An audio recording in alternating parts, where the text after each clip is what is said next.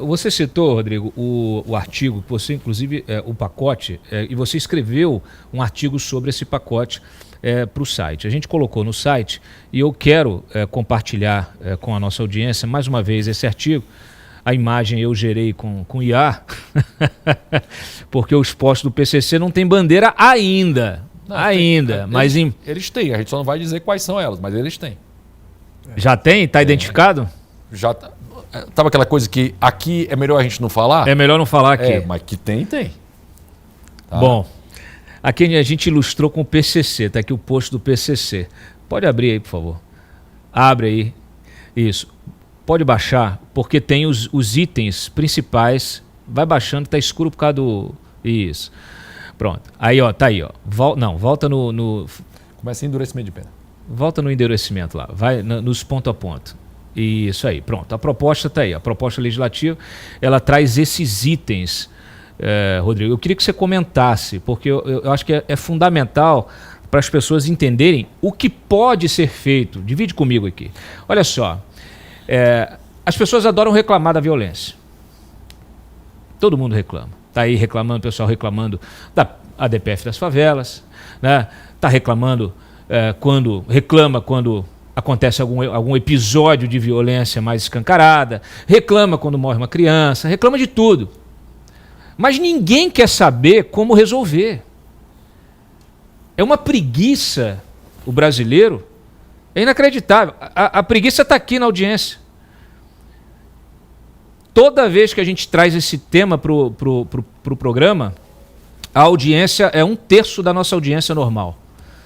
Então assim, eu me pergunto, que diabos vocês querem? Que país vocês querem se vocês não se interessam em debater, em buscar as saídas normativas, legislativas? Vocês esperam cobrar de que maneira? Cobrar o quê das autoridades? E aí quando você tem gente que propõe, agora a gente vai ter, isso vai pela Frente de Livre Mercado, né? Carol Detoni, que está assumindo, e o Carlos Portinho, senador. E o Carlos Portinho. Duas figuras brilhantes, já estão convidados aqui, já vieram aqui outras vezes e voltarão. Vou ver se a gente consegue colocar os dois sentados aqui. Porque eles terão a responsabilidade, inclusive, de tracionar, de endereçar esses temas aqui. Mas, por favor, Rodrigo, eu quero enfatizar esses temas. O que está na mão, o que vai estar na mão desses parlamentares e que pode ajudar demais a resolver esses problemas do país. Vamos lá, o primeiro ponto, né? Me perguntaram até esses dias, Cláudio, assim, por que com a frente parlamentar do livre mercado está entrando em segurança pública? Sim. Não, é uma pergunta absolutamente razoável, né? Que a gente tem?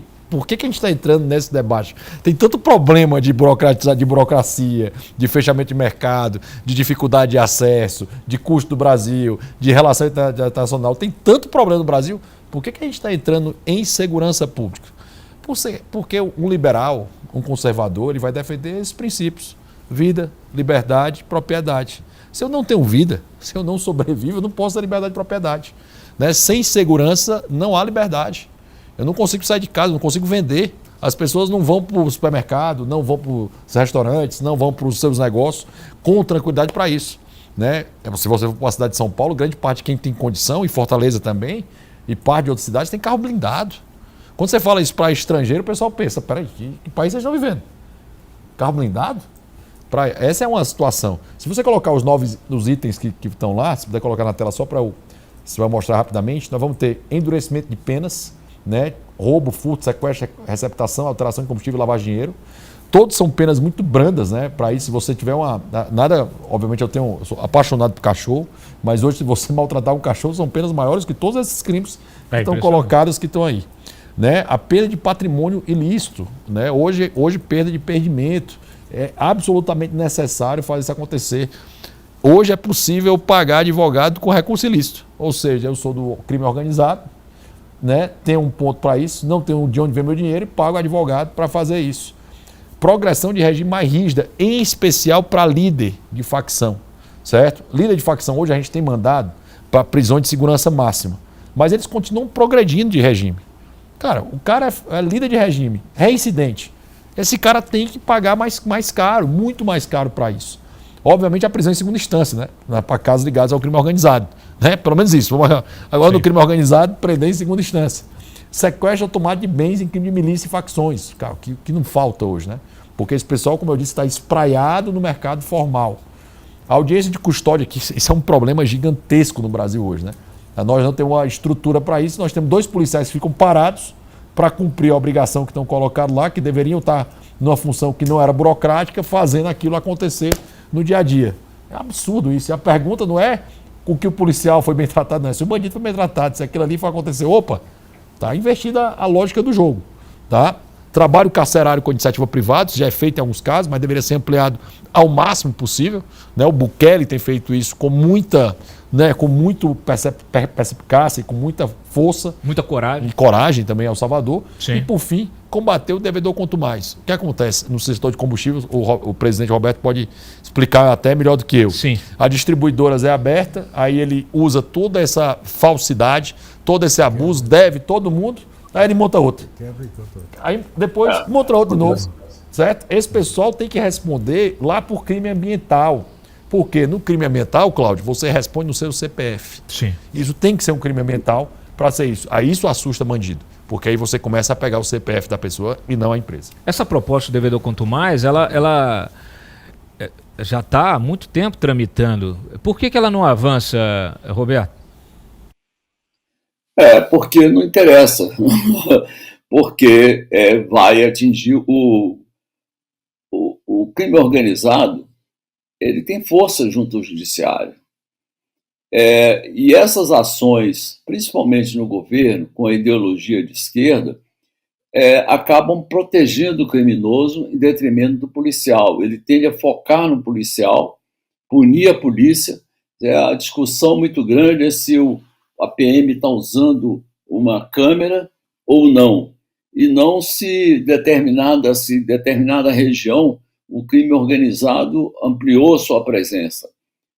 As restrições que foram postas em práticas em função da determinação do STF restringiram muito o trabalho na famosa DPF, restringiram muito o trabalho da Polícia do Rio de Janeiro e proporcionou o avanço do crime organizado lá pelo Comando Vermelho, principalmente. Mas essas questões têm origem econômica. Por exemplo, você falou nos CBIOS. A gente subsidia o setor de biocombustíveis tanto na oferta, quando os CBIOS, e quanto na demanda, obrigando a mistura de hoje 14%, daqui a pouco vai para 15%. Por que isso? Os biocombustíveis não são a solução para a descarbonização. Eles são combustíveis muito caros. Eu vi situações em que o biodiesel custa o dobro, um litro de biodiesel custa o dobro de um litro de diesel, porque eles são, o biodiesel está sujeito à volatilidade dos preços do agronegócio, da agricultura, volatilidade normal. Então, tem picos de 2 vezes, e sistematicamente, no mínimo 40% superior. E se transmite para o preço do diesel. Segundo, o crescimento veio de 2% para 15%, acima de 7% causa danos aos motores, pelo menos os motores que não foram condicionados para trabalhar com essa mistura excessiva. O que resolve o problema da descarbonização, em primeiro lugar, é o gás como transição e depois o veículo elétrico, que existe para caminhões, mas não tem uma solução ainda em larga escala. Para ver a substituição, você tem que observar a questão do custo e da escala. Enquanto isso, ela é antieconômica, você vai pagar um preço. Do lado da demanda, você tem, por exemplo, uma indústria como do etanol, uma indústria cinquentenária, ainda precisa de subsídios, de cotas de mercado. Para quê? Se em 50 anos ela não conseguiu se tornar competitiva, por que não vai? Porque os biocombustíveis eles têm uma densidade energética muito menor do que os combustíveis fósseis. Os combustíveis fósseis um dia vão ser substituídos, é claro, e se espera que sejam por combustíveis que não gerem gases de efeito estufa. Mas nós precisamos olhar o lado do custo. Se falou em Amapá também, uma coisa curiosa. Até hoje o IBAMA não liberou a licença da Petrobras para explorar petróleo ali a 170 quilômetros da costa do Amapá, 500 quilômetros da foz do Amazonas. É muito provável que tenha uma reserva muito grande de petróleo ali, a exemplo do que existe na Guiana, existe no Suriname, que começou a explorar. A Guiana Francesa não explora porque o governo francês proibiu a produção de petróleo nas suas colônias. A Guiana é chamado território ultramarino, que nada mais, nada menos que uma colônia francesa. Mas as empresas francesas vão explorar petróleo na Guiana, no Suriname. Bom, se aquilo der certo, vai ser uma fonte de empregos para os amapaenses. Na ausência deles, eles vão entrar para o garimpo ilegal, que é uma atividade que gera danos ao meio ambiental, conhecidamente, e principalmente para o crime organizado. Vai recrutar soldados.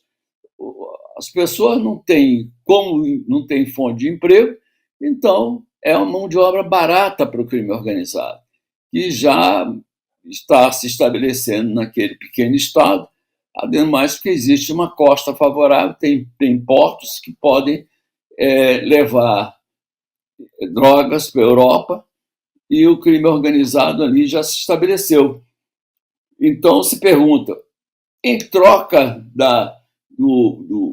de não explorar a margem equatorial, o que o IBAMA, o Ministério do Meio Ambiente, tem a oferecer para esses jovens do Amapá?